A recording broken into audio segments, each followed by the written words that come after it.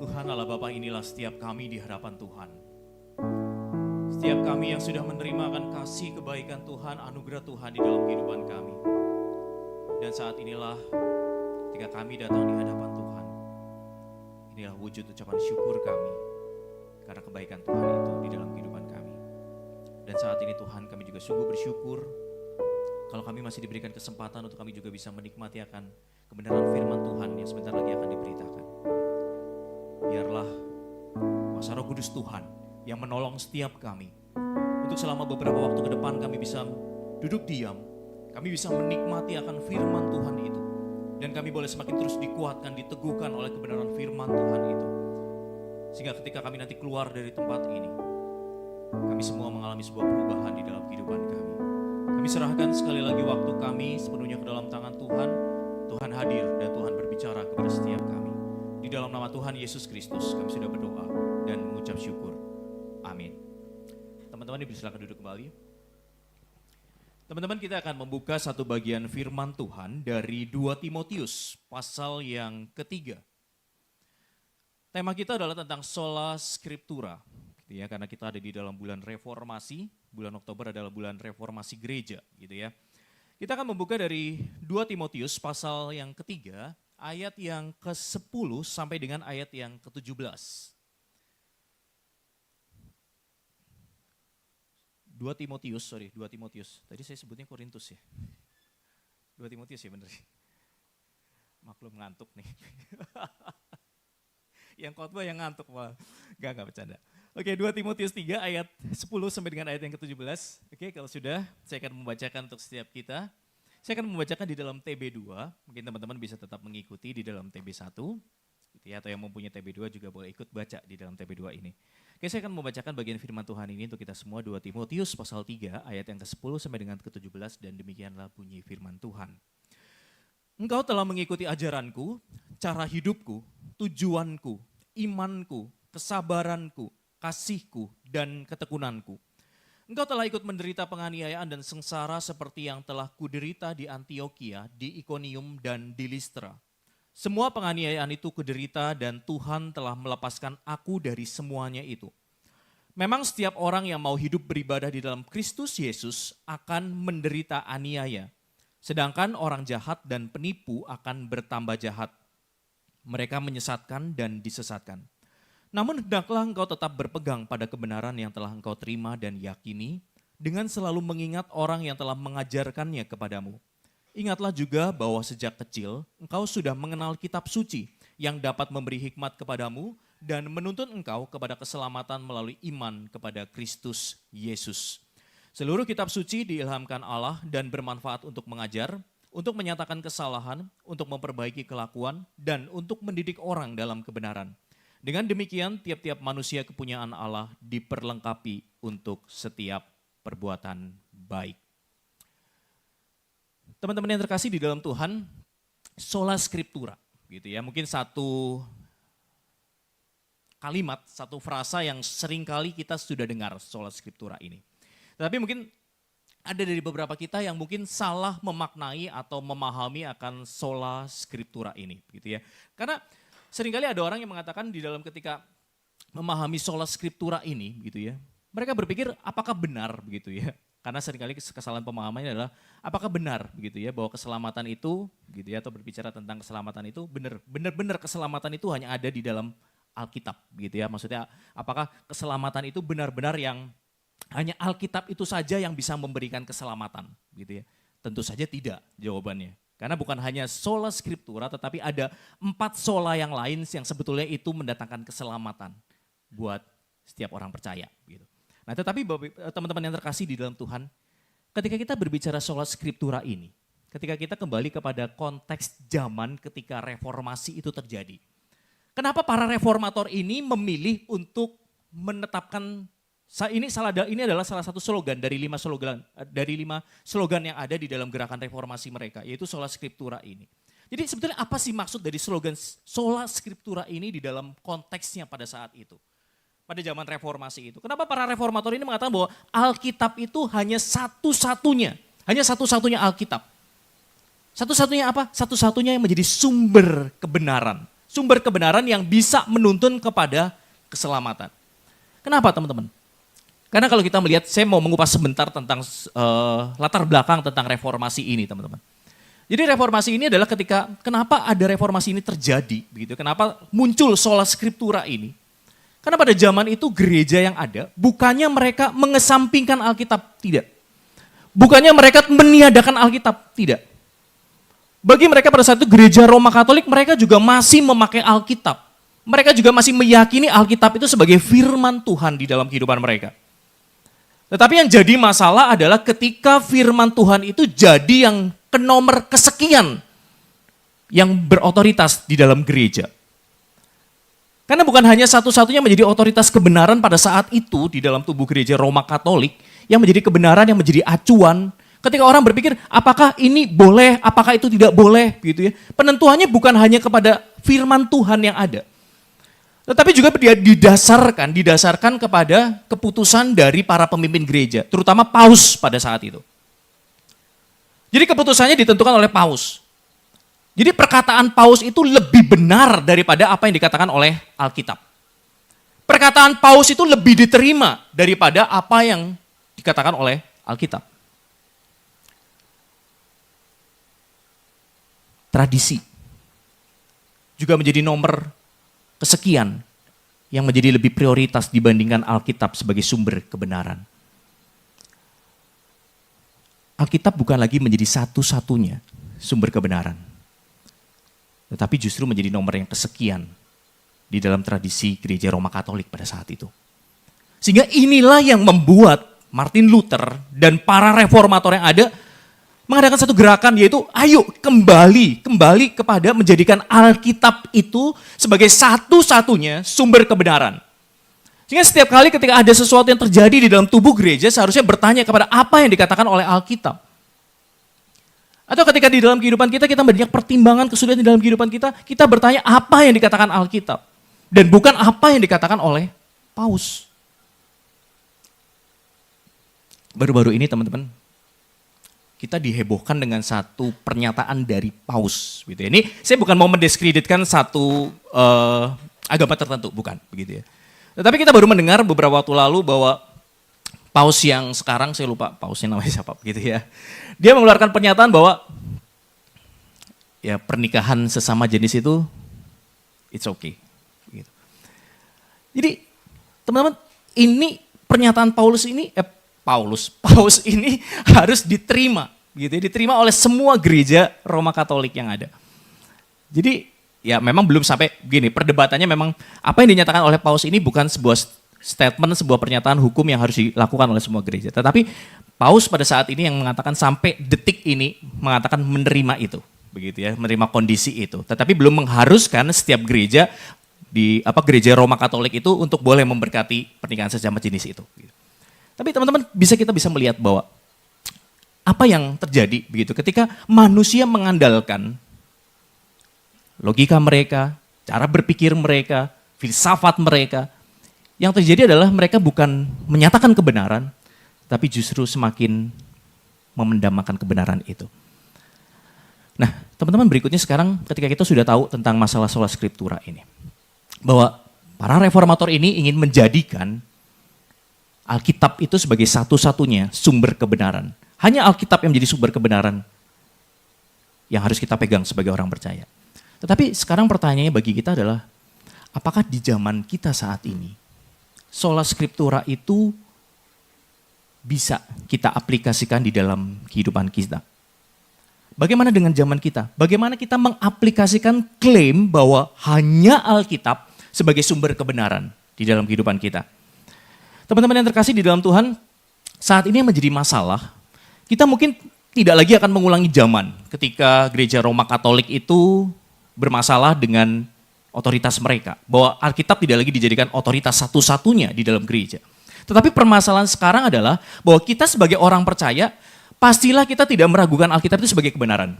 Pastilah kita semua menerima Alkitab itu sebagai sebuah kebenaran. Saya mengasumsikan semua yang hadir di sini, gitu ya, menerima bahwa Alkitab itu sebagai kebenaran.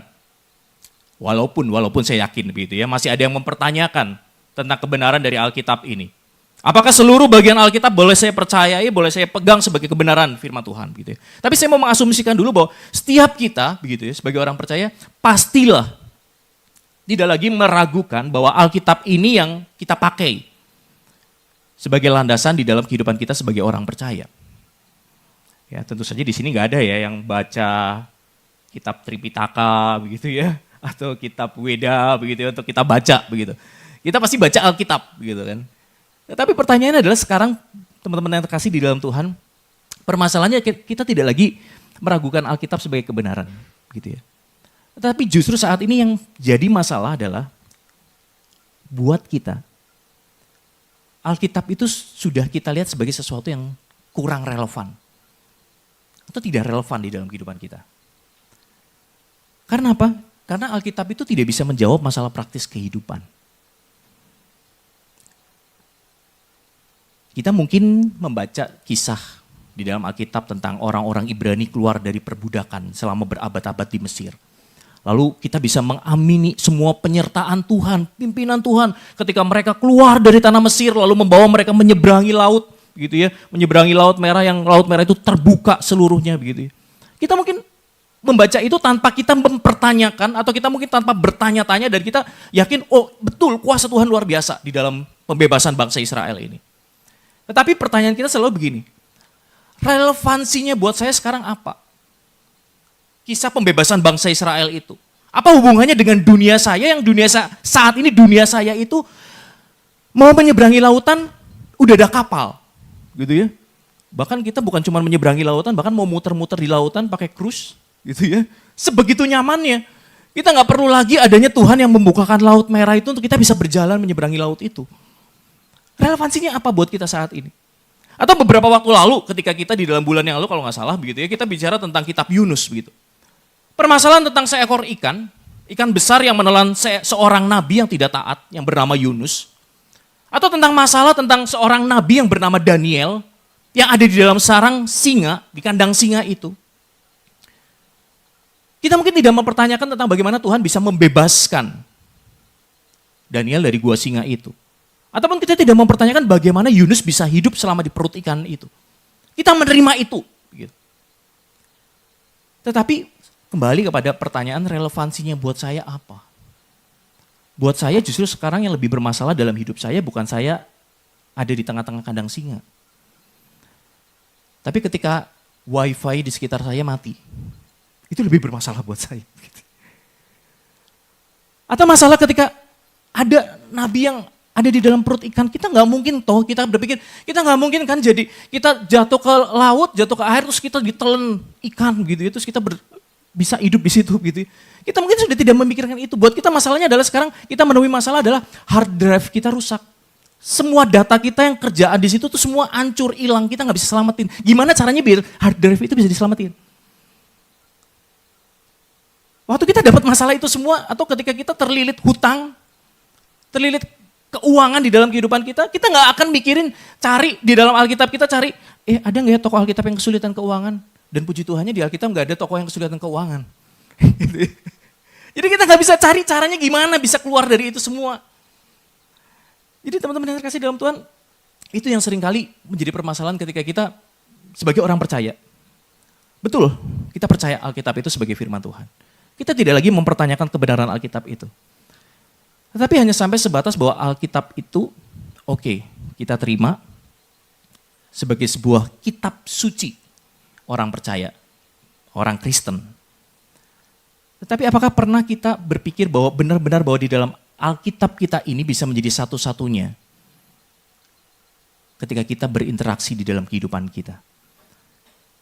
Ketika kita ada masalah, ketika ada problem di dalam kehidupan kita mencari tahu apa yang sebetulnya Alkitab sedang mau ajarkan kepada kita melalui setiap masalah yang ada. Nah, teman-teman yang terkasih dalam Tuhan, kalau kita melihat kepada bagian kebenaran firman Tuhan kita saat ini, di dalam 2 Timotius pasal yang ketiga, ayat yang ke-10 sampai dengan ayat yang ke-17 tadi. Kalau kita melihat kepada bagian perikop ini, di ayat yang ke-10 sampai dengan ayat yang ke-13, kita bisa melihat satu gambaran dari kondisi zaman ketika surat ini dituliskan.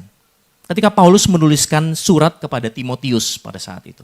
Kondisinya apa? Teman-teman bisa melihat tepatnya sebetulnya lebih tepat di ayat yang ke-11 begitu ya, bahwa kondisi yang sedang terjadi saat itu adalah adanya penganiayaan, gitu ya, adanya penganiayaan yang dialami oleh orang-orang percaya, termasuk Timotius. Dan juga kalau kita bisa melihat bahwa di dalam ayat yang ke-12, terutama saya akan menyoroti ayat yang ke-12. Di ayat yang ke-12 dikatakan begini, memang setiap orang yang mau hidup beribadah di dalam Kristus Yesus akan menderita aniaya. Sedangkan orang jahat dan penipu akan bertambah jahat. Mereka menyesatkan dan disesatkan. Teman-teman, kalau teman-teman melihat kata beribadah di ayat yang ke-12, mungkin memang konotasi kita ketika mendengar kata beribadah, kita langsung berasumsi, oh kita yang semua lagi duduk di sini nih, ke gereja itu beribadah gitu ya. Atau ketika kita melakukan doa begitu, itu kita beribadah begitu. Tetapi sebetulnya kata ini di dalam bahasa aslinya, kata beribadah ini sebetulnya lebih tepat sebetulnya diartikan hidup saleh, hidup di dalam kebenaran, hidup yang kudus. Jadi kalau kita melihat di dalam ayat yang ke-12, memang setiap orang yang mau hidup kudus atau hidup saleh di dalam Kristus Yesus akan menderita aniaya. Nah teman-teman, inilah kalau kita melihat begitu ya, semakin lebih dalam tentang firman Tuhan. Firman Tuhan ini memang dituliskan oleh Rasul Paulus kepada Timotius di dalam konteks zaman ketika benar-benar orang percaya itu sedang dianiaya. Ketika orang percaya itu sedang mengalami penganiayaan secara fisik. Tetapi menariknya adalah ketika Rasul Paulus memilih kata aniaya ini di dalam bahasa Yunani, di dalam bahasa aslinya. Kata aniaya ini bukan hanya berbicara tentang aniaya yang sifatnya secara fisik. Tetapi aniaya ini juga bisa berarti secara verbal, begitu ya. Artinya secara ketika kita dikucilkan, itu juga masuk di dalam arti aniaya ini secara konteks yang lebih luas lagi, kata aniaya ini. Jadi ketika saya berusaha untuk melihat bagian ini, melihat konteks zaman ketika Rasul Paulus menuliskan kepada Timotius, dan itulah yang sebetulnya sedang kita alami juga saat ini, teman-teman. Konteks zaman yang sama sebetulnya. Kita mungkin tidak mengalami aniaya seperti Timotius yang Timotius alami, penganiayaan secara fisik. Tetapi kita justru mengalami sebuah ya semacam penganiayaan dalam tanda kutip gitu ya, pengucilan. Ketika kita hidup, ketika kita punya satu komitmen untuk saya mau hidup benar, ketika saya punya komitmen mau hidup kudus di dalam Kristus. Itu kan yang terjadi teman-teman. Waktu teman-teman di dunia pekerjaan, ketika teman-teman gak ikutan dari yang paling sederhana dulu, kita gak usah ngomongin tentang korupsi, penggelapan uang, gak usah. Begitu ya. Tetapi ketika kita bilang di dalam dunia kerja kita, ketika kita sudah tahu kebiasaan setiap kali akhir pekan ada acara hangout, begitu ya. Kan udah akhir pekan, weekend begitu ya. Hangout keluar, dan kita tahu setiap kali hangout pasti ngapain. Mulai dari ke karaoke, gitu ya. Karaoke, booking ruangan, gitu ya. Terus mulai booking minuman, begitu kan ya. Minumannya minuman kalau cuma Sprite, Coca-Cola nggak apa-apa sih, gitu ya. Tapi minumannya sudah mulai yang beralkohol. Dan saya juga tidak melarang untuk kita minum alkohol, begitu. Tetapi ketika jumlah itu semakin banyak, begitu ya. Lalu dan di situ sampai kita mabuk, begitu. Kita udah tahu kebiasaannya, begitu. Dan kita memilih pada saat itu ketika kita udah tahu kebiasaan, pasti mabuk, habis ini terus habis mabuk, keluar, terus mereka akan, ya ada yang kemana lah begitu ya, saya nggak sebutin begitu ya. Kemana begitu, dan kita udah tahu sebetulnya kebiasaan itu begitu. Dan kita memilih, saya nggak mau ikut. Apa yang jadi reaksi teman-teman kalian? Kalau kalian cowok akan dibilangin, ya elah, lu cowok bukan sih, gitu kan ya. Betul ya? Lu cowok bukan sih? Masa weekend jam segini udah pulang? Atau lu takut sama pacar lu ya gitu ya, misalnya gitu, kalau cowok gitu ya. Jadi kita merasa ketika kita mau binil, kita bukan merasa sok suci begitu ya, tetapi kita berusaha untuk, ya setidaknya begini deh teman-teman. Boleh gak sih kita misal jalan-jalan senang-senang begitu ya, menikmati akan ya weekend kita begitu ya. Ya boleh sih begitu ya. Apakah kita nggak boleh mengkonsumsi alkohol? Ya sebetulnya sih dalam batas tertentu, kadar tertentu kita masih oke begitu ya. Tetapi ketika kita tidak memilih untuk tidak melakukan itu, begitu, di dalam banyak pertimbangan lah misal begitu ya. Banyak pertimbangan karena kita mungkin lagi mau ngirit duit buat biaya kawin gitu ya. Biaya nikah itu gede gitu kan. Terus kita pikir, oh daripada gue keluarin duit buat sewa ruangan, buat bayar minum, mendingan gue tabung begitu kan ya. Nah, ketika kita punya komitmen seperti itu pun ya, ketika kita berbicara tidak mau menjauhi itu semua tuh gitu ya. Dengan komitmen yang ya karena saya demi ngirit gitu. Kita udah dapat satu cap gitu dari teman kita. Besok lagi udah jangan ajakin dia. Dia mau anak alim gitu ya. Dia mau anak sok suci gitu ya. Nggak mau diajakin gitu ya. Apalagi ketika kita diajakin terus tambah lagi begini. Diajakin malamnya weekend Jumat malam itu terus kita bilang, aduh nggak bisa ikut besok Sabtu saya harus ada latihan untuk pelayanan. Apa reaksi teman-teman? Ya elah pelayanan gitu ya. Wah mau jadi pendeta lu ke depan gitu ya. Ya apa sih yang salah dengan jadi pendeta ya? Enggak ada yang salah sih sebenarnya jadi pendeta kan gitu ya. Tapi teman-teman itu kita merasa akhirnya ketika itu terus menerus terjadi begitu. Kalau mungkin terjadi 1-2 kali kita mungkin masih bisa handle it itu gitu ya. Menghadapi itu. Tetapi ketika itu terus menerus membombardir kehidupan kita. Kita mungkin bertanya begitu ya. Apakah pilihan saya untuk mau hidup benar ini benar gitu? Atau jangan-jangan saya yang aneh? Atau jangan-jangan saya yang salah di dalam kehidupan kita? Nah itu yang terjadi teman-teman. Kondisi ayat 12 ini apalagi ditambah ke ayat yang ke-13. Sedangkan orang jahat dan penipu akan bertambah jahat, mereka menyesatkan dan disesatkan. Ini kan fakta teman-teman yang teman-teman lihat kan. Ketika teman-teman berjuang untuk hidup benar, hidup kudus di hadapan Tuhan. Ketika teman-teman tidak mau tadi contoh yang real yang sehari-hari bisa. Tapi ketika kita misal memilih untuk kita tidak melakukan korupsi, ketika kita memilih untuk tidak melakukan penggelapan uang, ketika kita memilih untuk jujur melakukan pembukuan, bahkan ketika pemimpin perusahaan kita memilih mengatakan, kamu buat dong pembukuan 2, begitu ya, 2 buku. Tapi kita memilih untuk tidak mau, tapi kita tahu resikonya kita dikeluarin. Faktanya begitu, teman-teman. Ketika kita mau hidup benar, mau hidup kudus, justru yang terjadi adalah apa? Kita mengalami lebih banyak keburukan. Gitu ya. Sementara orang-orang yang tadi mereka menikmati penggelapan uang, mereka yang menikmati korupsi segala macam seperti itu, mereka enjoy dan karirnya cepat naik.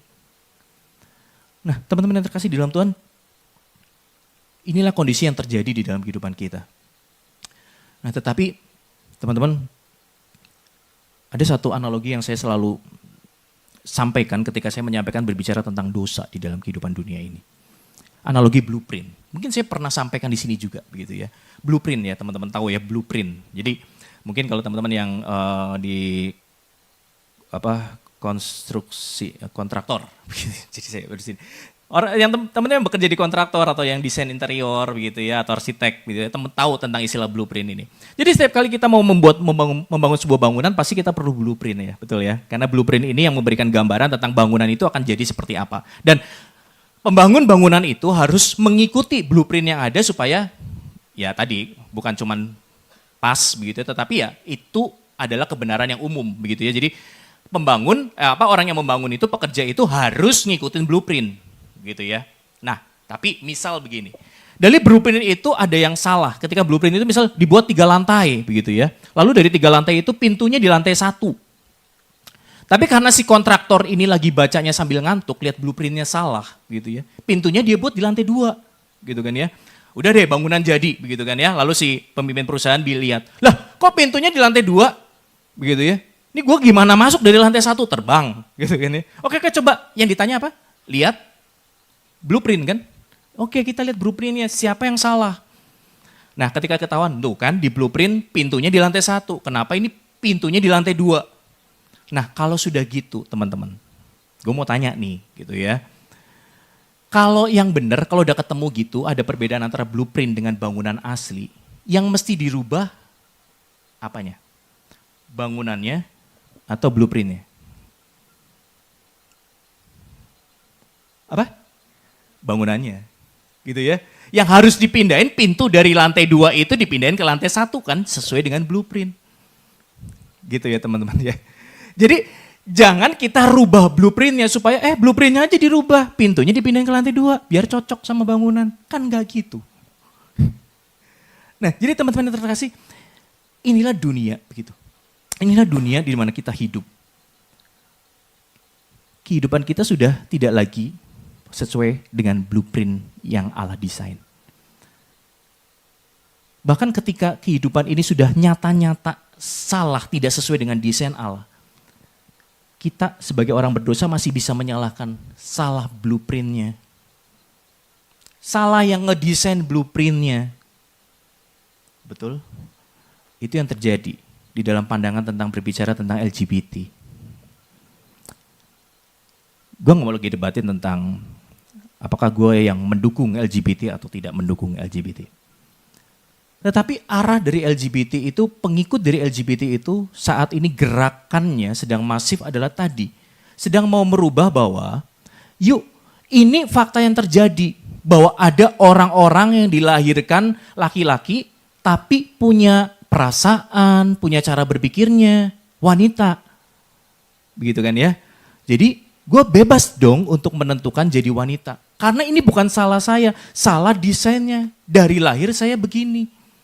Salah yang ngedesain. Nangkep ya yang saya mau ya. Gerakan dari LGBT ini sedang mau membawa kita melihat kepada hal seperti itu. Bahwa kita melihat faktanya dong, dilihat faktanya, jangan lihat blueprintnya. Tapi sebetulnya tetap harusnya kita kembali kepada blueprint ini, betul nggak? Walaupun ada fakta yang seperti itu berarti ada kesalahan.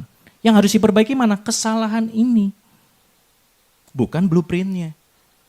Jadi mereka yang bergender tidak seharusnya ditolong untuk melihat kepada blueprint yang benar ini.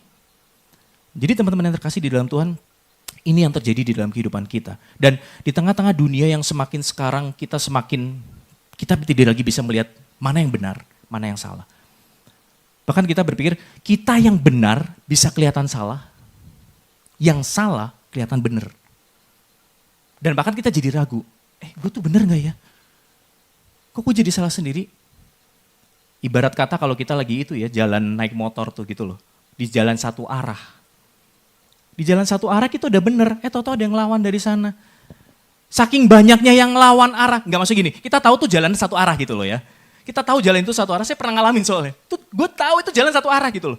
Dari depan bisa ada motor, bukan cuma motor, tau-tau ada mobil satu nyelonong, masuk gitu ya. Terus sampai akhirnya gue bilang, gue yang salah ya. Ini udah nggak verboden gitu ya. Akhirnya kita sampai sebegitu kan. Karena dunia itu sudah kebenaran tidak lagi menjadi kebenaran yang absolut yang bisa diterima. Dan justru hal yang salah itu menjadi sesuatu yang bisa kita terima saat ini. Nah, teman-teman, ada satu filsuf dari Prancis yang bernama Voltaire. Begitu ya, dia hidup di tahun 1700-an sekian lah begitu ya. Lalu di dalam salah satu karyanya begitu ya, dia seorang filsuf, seorang penyair juga begitu ya. Dia mengutip satu pernyataan yang cukup mungkin sebagai sebuah sarkas begitu ya, sindiran begitu ya. Dia mengatakan begini, dalam 100 tahun setelah masa hidupnya, Alkitab itu akan hilang dari sejarah. Tetapi lihat kata-katanya, hilang dari sejarah ketika orang-orang menjadi lebih terbebaskan dan tercerahkan. Jadi teman-teman, menarik kutipan dari Voltaire ini. Sebetulnya kutipan dari Voltaire ini mau menunjukkan apa? Bahwa Alkitab, gitu ya. Alkitab ini akan selalu menjadi buku yang tidak pernah akan hilang. Gitu ya, bahkan sampai 100 tahun ke depan. Kenapa? Karena ini dunia kita ini sedang berdosa dan tercemar. Dan di dalam dunia yang berdosa dan tercemar itu akan amat sangat sulit begitu ya untuk membebaskan dan mencerahkan itu. Sehingga Alkitab itu akan tetap terus ada. Gitu. Voltaire mengatakan di tahun 1700 gitu ya. Sampai sekarang kita masih bisa lihat bahwa Alkitab itu tidak pernah hilang dari sejarah. Dan Alkitab itu selalu ketika orang mengatakan, berusaha untuk mengatakan, Alkitab itu udah gak relevan lagi, Alkitab itu udah gak bisa dipakai lagi, Alkitab itu gak bisa jadi satu-satunya sumber kebenaran di dalam kehidupan kita. Tetapi Alkitab tetap menjadi buku nomor 1 gitu ya, di dunia. Gitu ya, yang jumlah, ya kalau kita mau ngomong, kok jangan ngomong gitu dong, kok nggak fair gitu ya. Jumlah cetakannya kan karena cetakannya dicetak itu nggak tahu tuh dikirimin kemana, dipakai apa enggak, dibaca atau enggak gitu ya. Tapi teman-teman tetap artinya dalam artian bahwa Alkitab ini begitu ya, tetap menjadi salah satunya buku yang diterjemahkan dalam banyak bahasa dengan cukup banyak gitu ya. Kita bicara data aja deh begitu ya. Dan ini yang akan sekali lagi Alkitab ini gitu ya, menjadi satu-satunya jangkar yang kalau mau saya katakan jangkar di tengah-tengah dunia saat ini yang sedang terombang-ambing antara kebenaran yang sudah semakin pudar itu, teman-teman. Teman-teman yang terkasih di dalam Tuhan, di dalam kondisi yang demikian, apa yang menjadi saran Paulus kepada Timotius. Di dalam tengah-tengah zaman yang tadi, kebenaran menjadi pudar, kebenaran lagi itu tidak menjadi sesuatu yang ketika kita mengerjakan kebenaran, justru kita tidak mendapat banyak manfaat dari kebenaran itu. Apa yang disarankan oleh Rasul Paulus kepada Timotius? Kalau kita melihat di dalam lanjutan dari ayat ini, di dalam ayat yang ke-14 begitu ya. Ayat 14, 15, 16 dan 17. Di dalam ayat 14 itu Paulus mengatakan kepada Timotius, supaya Timotius tetap berpegang kepada kebenaran yang telah diterima. Teman-teman, kata berpegang sebetulnya Alkitab Bahasa Indonesia memilih untuk menerjemahkan sebagai kata berpegang. Tetapi di dalam bahasa aslinya sebetulnya kata ini bisa memiliki arti kata yang lebih dalam. Yaitu memiliki arti kata tinggal atau menetap.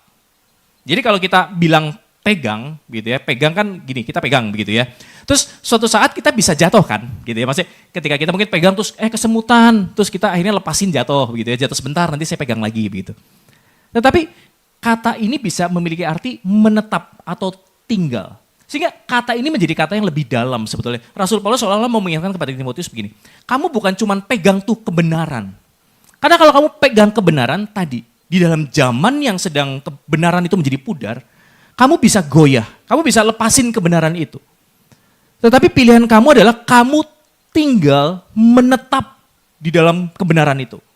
Jadi kalau kita bicara tentang tinggal gitu ya, apalagi kalau misalnya kita punya ruangan yang lebih gede lagi, kita tinggal di dalam ruangan itu untuk kita memilih, gue mau keluar dong dari ruangan ini begitu ya. Misal udah bosen, udah boring, kan ruangannya gede gitu ya. Terus kita bisa, daripada keluar gue pilih berdiri di pojokan deh gitu ya.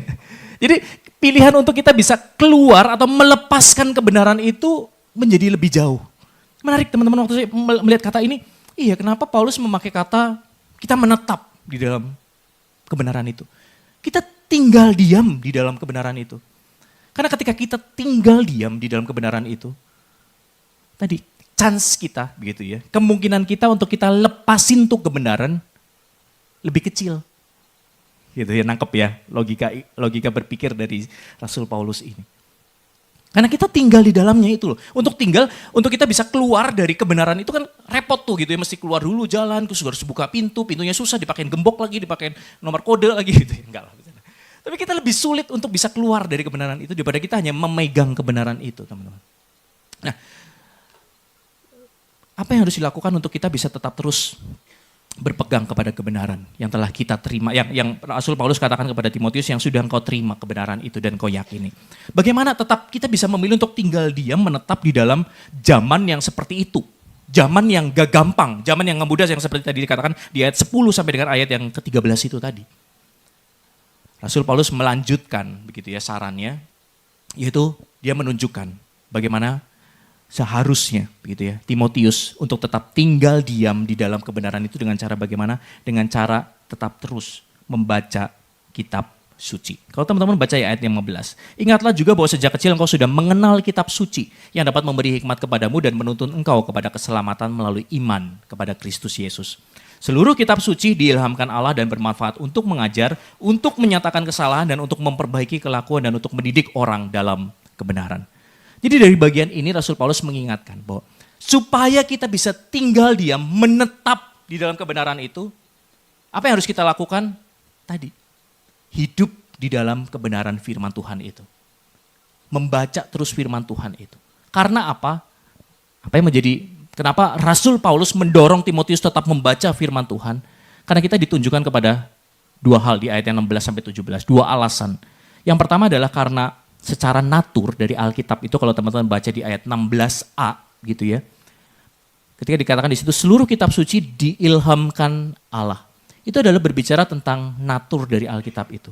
Bahwa Alkitab itu adalah berbicara tentang firman Tuhan. Bahwa apa yang semua ditulis di dalam Alkitab ini adalah firman Tuhan, perkataan Tuhan yang keluar dari Tuhan. Sehingga setiap apa yang ada di dalam Alkitab ini akan membuat kita tetap tinggal diam di dalam kebenaran. Walaupun dunia di luar sana tidak lagi ada kebenaran. Walaupun kebenaran menjadi membingungkan, tetapi di dalam Alkitab kebenaran itu tetap sama, karena kebenaran itu berasal dari Allah.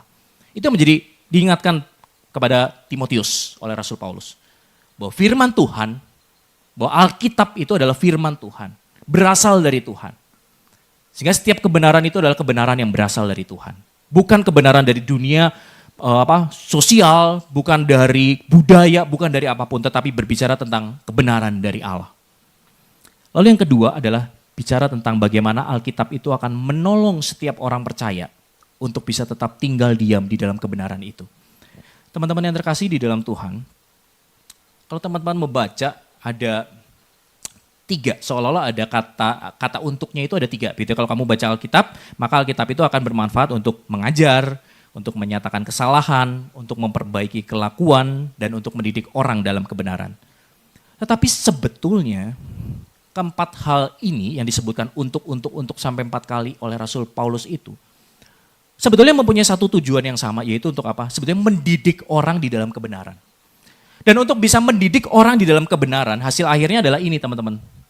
Training in the righteousness, begitu. Mendidik orang untuk hidup di dalam kebenaran itu. Nah, tetapi untuk bisa mendidik orang di dalam jalan kebenaran, bukan hanya Alkitab, bukan hanya menolong orang, mendidik orang itu, tetapi mendidiknya dengan paket lengkap. Paket lengkap itu artinya Alkitab mengajarkan. Begitu ya, Alkitab mengajarkan. Jadi mengajarkan itu adalah menunjukkan, begitu ya. Menunjukkan tentang jalan kebenaran itu. Jalan kebenaran yang seharusnya kita hidupi. Jadi diajarin tentang kebenaran itu apa. Begitu. Kebenaran itu apa. Jadi Alkitab kita mengajarkan akan hal itu. Banyak hal tentang kebenaran. Kebenaran-kebenaran dasar. Kebenaran-kebenaran absolut yang seharusnya kita hidupi di dalam kehidupan kita saat ini. Dan sebetulnya semua hukum itu, pengajaran itu sebenarnya cuma bicara tentang 2 hal sebetulnya teman-teman. Yaitu mengasihi Allah dan juga mengasihi sesama. Itu aja yang harus kita lakukan. Kasihi Allah dan kasihi sesama. Tuhan Yesus sudah mengajarkan, Allah sudah mengajarkan kepada setiap kita. Kalau hidup kita mengasihi Allah, maka segala sesuatu di dalam kehidupan kita seharusnya Tuhan akan berkati. Tuhan akan sertai, Tuhan akan terus pimpin. Kalau kita hidup mengasihi sesama, maka kehidupan kita akan menjadi kehidupan yang lebih baik lagi di sekitar kita. Ini bukan bicara euforia teman-teman. Tapi bicara tentang bagaimana sebetulnya kalau kita benar-benar hidup bisa mengasihi sesama. Maka sebetulnya kehidupan ekonomi kapitalis lah, begitu ya. Kehidupan ekonomi yang saling injeng, saling sikut. Itu gak mungkin ada teman-teman. Kalau kita semua nih, kita mulai praktekin sebagai orang percaya. Menghidupi untuk mengasihi sesama. Itu akan jadi kebenaran yang sebetulnya tadi. Semua orang pegang kebenaran itu. Gak ada yang main curang gitu ya. Artinya main curang, gue gak mau deh pegang mengasihi sesama gitu ya. Gue main curang aja. Ada satu orang buat curang, semua ikut curang gitu ya. Semua langsung ikut curang pasti. Jadi teman-teman yang terkasih dalam Tuhan, Alkitab bicara tentang satu kebenaran yang realistis sebetulnya. Yang relevan sebetulnya kepada kehidupan kita. Bahwa kita bicara tentang bagaimana hidup kita ini seharusnya dalam mengasihi Tuhan dan mengasihi sesama di dalam kehidupan kita. Nah, waktu diajar itu teman-teman, waktu kita diajar sesuatu pasti kita akan melakukan kesalahan begitu ya. Kita akan ditunjukkan, Alkitab ini juga akan menunjukkan reproof begitu ya, di dalam Alkitab ini katakan kalau di dalam terjemahan bahasa Indonesia untuk menyatakan kesalahan. Ditunjukkan ketika kita melakukan ada kesalahan. Waktu kita tahu jalan kebenaran tapi waktu kita mau hidup di dalam kebenaran itu pasti kita akan melenceng begitu. Tetapi Alkitab juga menunjukkan rambu-rambu ketika kita tidak bisa lagi hidup sesuai dengan apa yang Tuhan mau. Alkitab banyak sekali catatan cerita memang betul gitu ya. Ketika cerita Yunus, kenapa ada cerita Yunus? Cuma satu kok masalahnya teman-teman. Yunus gak benar-benar cinta sesama, betul gak? Sehingga artinya ada cerita kenapa akhirnya Yunus lari. Atau kalau mau lebih dalam lagi dipertanyakan apakah Yunus sungguh-sungguh cinta Tuhan. Sehingga kenapa dia gak mau ngerjain tugasnya. Jadi Alkitab itu menunjukkan, ini loh kalau kamu gak bisa cinta Tuhan, yang terjadi ya mirip kayak Yunus ini gitu loh. Hidup yang lari dari Tuhan, hidup yang lari gak sesuai dengan apa yang Tuhan mau di dalam kehidupan kamu. Tuhan akan tunjukin reproof gitu loh. Reproof dan bawa kita, tapi bukan hanya reproof, kita bukan hanya ditunjukkan kesalahan kita, tapi kita ditunjukkan untuk memperbaiki kelakuan kita. Memperbaiki kesalahan kita tadi, dikoreksi begitu. Dikembaliin gitu, udah melenceng, dibawa untuk balikin kembali ke jalurnya, kebenaran itu. Dan Alkitab menolong kita. Alkitab menolong kita untuk kita bisa tahu, oke, salah. Di dalam kehidupan kita sebagai manusia kita nggak mungkin tidak berbuat salah gitu. Tetapi ketika kita berbuat salah, pilihannya ada satu, ada 2 begitu ya. kita tetap hidup di dalam kesalahan itu, atau yang kedua dalam memperbaiki kesalahan itu. Dan Alkitab menolong kita untuk kita bisa mengoreksi dan kita kembali kepada jalan kebenaran itu. Dan disitulah ketika proses ini terus terjadi, kita sebenarnya sedang dididik di dalam kebenaran itu. Dan Alkitab menolong kita. Jadi dalam kehidupan kita sebagai orang percaya, ketika kita punya satu habit, kebiasaan untuk kita bisa membaca kebenaran firman Tuhan, itu akan sebetulnya menolong kita untuk mengerti arti kehidupan ini dan makna dari kehidupan ini. Saya mau mengatakan begini teman-teman, Alkitab, betul, bukan buku praktis untuk sebuah masalah. Betul, bukan buku praktis. Namun Alkitab adalah sebuah buku yang mendidik kita untuk kita mengerti kehidupan ini dan makna dari kehidupan ini. Itu Alkitab. Kalau teman-teman cari tips and trick, cari pacar cepet, nyari di Alkitab gak ada. Gitu ya. Tips and trick cepet jadi kaya, usaha, bisnis lancar, gak ada di sini. Adanya di toko buku Gramet, ya, main slot gitu tuh bisa cepet kaya, gitu ya. Itu gak ada di Alkitab, gak ada bicara ngomong gitu. Karena Alkitab memang bukan buku praktis untuk sebuah masalah, teman-teman. Tapi Alkitab adalah buku yang menolong kita, mendidik kita untuk kita bisa ngerti kehidupan ini dan makna dari kehidupan ini. Sehingga Alkitab itu relevan dalam artian relevan bukan di dalam kehidupan, praktek kehidupan sehari-hari ketika kita ada di dalam masalah. Tetapi Alkitab itu relevan di dalam membentuk kehidupan kita. Alkitab itu relevan untuk membentuk kita hidup menjadi lebih baik lagi di dalam kebenaran itu. Jadi teman-teman, Alkitab memang tidak relevan kalau kita bacanya sekali-sekali waktu sempat atau waktu lagi ada masalah. Betul, itu nggak relevan. Tapi Alkitab seharusnya menjadi sebuah, ketika kita membaca Alkitab itu sebagai sebuah gaya hidup kita. Yang menolong kita untuk hidup di dalam kebenaran, mengerti untuk apa saya hidup, dan apa yang saya mesti kerjakan di dalam hidup ini. Dan ketika kita hidup dengan membaca Alkitab yang seperti itu, saya yakin dan percaya Alkitab itu menjadi sesuatu yang relevan di dalam kehidupan teman-teman. Coba teman-teman. Artinya coba untuk membangun kebiasaan bukan membaca Alkitab itu di saat-saat genting. Gitu ya, saat-saat genting itu misal ketika kita lagi mau cari pacar baru baca Alkitab gitu ya, atau ketika kita lagi mau cari kerjaan atau kerjaan lagi susah kita baru baca Alkitab. Ya memang gak akan relevan teman-teman. Tapi coba bangun kebiasaan itu, bangun sebuah gaya hidup untuk kita membaca Alkitab dengan lebih sungguh-sungguh, mencari tahu apa yang Tuhan mau untuk bicara di dalam kehidupan kita. Untuk apa sih saya hidup? Cari itu di dalam Alkitab, teman-teman akan ketemu. Teman-teman akan ketemu makna hidup teman-teman. Untuk apa teman-teman hidup saat ini. Mungkin banyak kegagalan, banyak permasalahan, tapi teman-teman dikasih tahu kenapa hidup kamu bermasalah, kenapa hidup kamu banyak tantangan. Karena kamu gak hidup sesuai desain Allah. Alkitab gak relevan karena tadi kita hidup di luar desain Allah. Kalau kita tanya kenapa bisnis gak cuan terus, ya karena memang Tuhan gak ngajarin cuan kok. Gitu ya. Nah, terus gimana dong hidup di dalam dunia kalau gak punya cuan?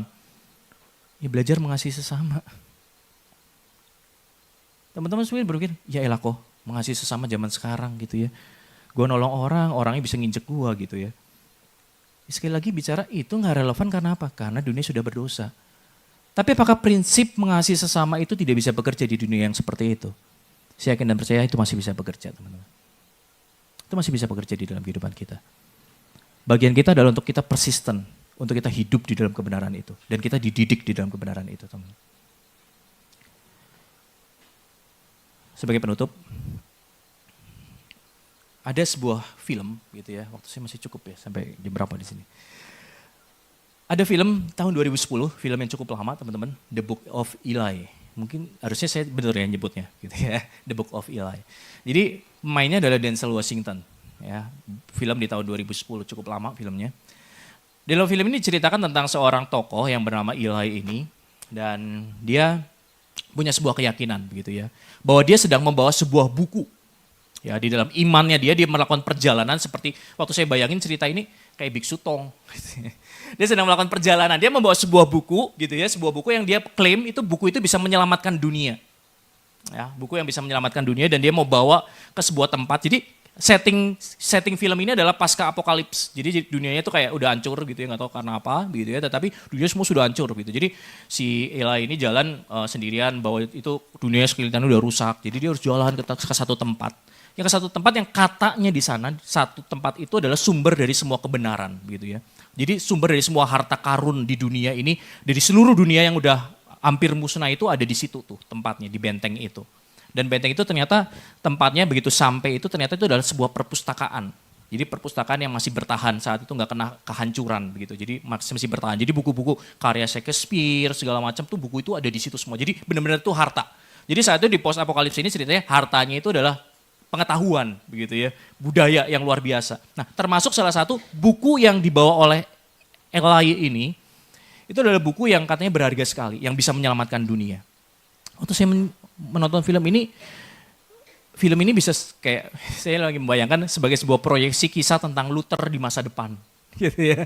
Luther di masa post apokalips gitu. Karena apa teman-teman tahu nggak buku yang dibawa oleh si Eli ini apa? Ya karena gue cerita di sini pasti bukunya tahu lah. Kalian tebak apa teman-teman? Buku yang dia bawa apa? Yang bisa menyelamatkan dunia. Apa? Ayo jangan malu-malu sebutin. Apa? Bible, Alkitab ya. Dan surprise link teman-teman, versi King James Version. Kalau yang tahu jokes ini teman-teman pasti akan ketawa begitu ya. Versinya King James Version yang dibawa. Nah teman-teman, akhirnya ini gue spoiler sedikit filmnya karena gue yakin kalian gak akan nonton gitu ya. Gue spoiler kasih cerita akhirnya begitu ya. Jadi ketika si Ila ini nyampe ke tempat itu dan akhirnya dia sampai ke tempat itu dan akhirnya ditanya sama yang punya itu, mana bukunya? Teman-teman tahu di mana bukunya?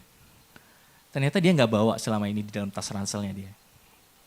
Buku itu ada di sini. Jadi di akhir ceritanya ditutup closing, di end creditsnya tulis si Ilenya ini lagi bacain in the beginning, gitu ya. Terus ada orang yang nyatet scribes gitu ya, nyatet lagi. Jadi Alkitab ditulis lagi. Jadi ceritanya di masa itu tuh Alkitab udah musnah. Ella ini satu-satunya yang bawa Alkitab itu untuk katanya supaya dunia bisa selamat ketika Alkitab itu ada begitu. Nah, tapi teman-teman yang terkasih di dalam Tuhan, dari film ini begitu ya, ada satu kutipan yang cukup menarik yang ingin saya sampaikan begitu ya, ini bisa menutup bagian firman Tuhan ini. Bahwa yang pertama jelas bahwa keyakinan Eli ini seharusnya juga bisa menjadi keyakinan setiap kita gitu ya, sebagai orang percaya. Bahwa dalam kehidupan kita sebagai orang percaya kita harus tetap yakin bahwa Alkitab ini adalah satu-satunya kebenaran yang sebetulnya ketika kita hidup di dalam kebenaran itu bisa mengubahkan dunia sebetulnya. Tapi permasalahannya adalah kita sebagai orang percaya pun tidak benar-benar yakin bahwa Alkitab itu sebagai sumber kebenaran yang bisa menyelamatkan dunia, yang bisa mengubah dunia. Tapi kalau setiap kita sebagai orang percaya saat ini bisa diyakinkan untuk kita bisa menghidupi apa yang dikatakan oleh Alkitab ini, maka saya yakin dunia itu bisa diselamatkan teman-teman. Tapi berikutnya adalah, hal yang terpenting adalah ketika Eli di dalam salah satu scene filmnya itu lagi ngobrol dengan salah satu tokoh yang ada. Lalu salah satu tokoh itu mengatakan begini, bertanya, wah kamu bawa buku yang luar biasa ini, kamu dapat privilege khusus ya, bisa baca setiap hari begitu. Lalu si Eli itu mengatakan, iya betul, saya dapat privilege khusus, bisa baca ini setiap hari. Tetapi di saat ketika saya membaca ini setiap hari, dari hari ke hari saya sudah hafal semuanya begitu ya. Dan itu jadi clue begitu ya, di akhir film itu sebetulnya. Saya sudah hafal semua itu. Tapi di saat yang bersamaan saya justru diingetin. Bahwa saat ini saya justru sedang tidak banyak melakukan sesuatu untuk orang lain. Tapi saya lebih banyak melakukan sesuatu untuk diri saya sendiri. Jadi teman-teman yang terkasih dalam Tuhan, mari coba begitu ya. Untuk menjadikan ketika kita membaca firman Tuhan, bukan untuk hanya sekedar mencari cara untuk kita keluar dari masalah kita. Tapi kita coba membaca seperti apa yang Eli lakukan itu tadi gitu ya. Bahwa ketika kita semakin membaca, seharusnya kita semakin diingatkan. Bahwa hidup kita itu sebetulnya bukan tentang diri kita. Bukan semakin do more buat diri sendiri, tetapi do more untuk orang lain. Teman-teman, biarlah firman Tuhan pada hari ini boleh terus meneguhkan kita, mendorong kita, menyemangati kita untuk kita bisa terus membaca firman Tuhan, untuk terus menjadikan firman Tuhan ini sebagai satu-satunya kebenaran di dalam kehidupan kita.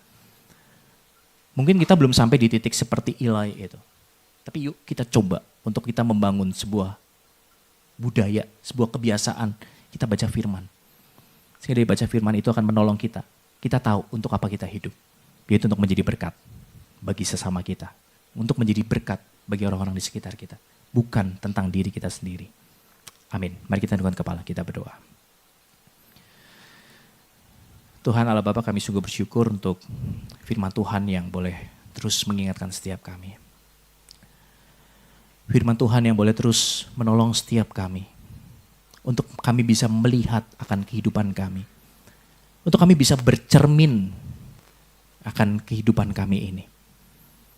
Kami tahu Tuhan, di luar sana menawarkan banyak sekali kebenaran-kebenaran.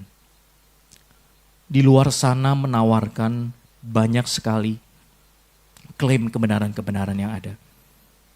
Di mana kami bisa bercermin kepada kebenaran-kebenaran ini. Tetapi Tuhan, melalui firman Tuhan pada hari ini, kami kembali diingatkan untuk kami kembali bercermin kepada Alkitab sebagai sumber kebenaran yang sejati itu. Tuhan tolong setiap kami. Tolong untuk kami bisa sungguh-sungguh punya satu kerinduan untuk membaca firman Tuhan dengan lebih sungguh-sungguh lagi di dalam kehidupan setiap kami. Sehingga firman Tuhan ini bisa menjadi sebuah firman yang bisa terus mengubahkan kehidupan setiap kami.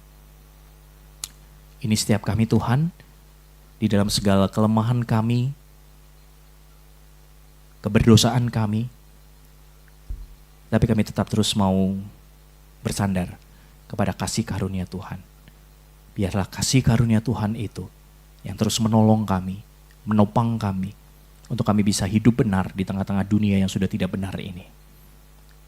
Biarlah melalui pembacaan firman Tuhan kami yang lebih rutin di dalam kehidupan kami bisa terus melihat apa yang menjadi rencana Tuhan di dalam kehidupan kami. Kami bisa lebih memaknai hidup kami dengan lebih benar lagi di hadapan Tuhan. Terima kasih Tuhan. Di dalam nama Tuhan Yesus Kristus kami sudah berdoa dan mengucap syukur. Amin.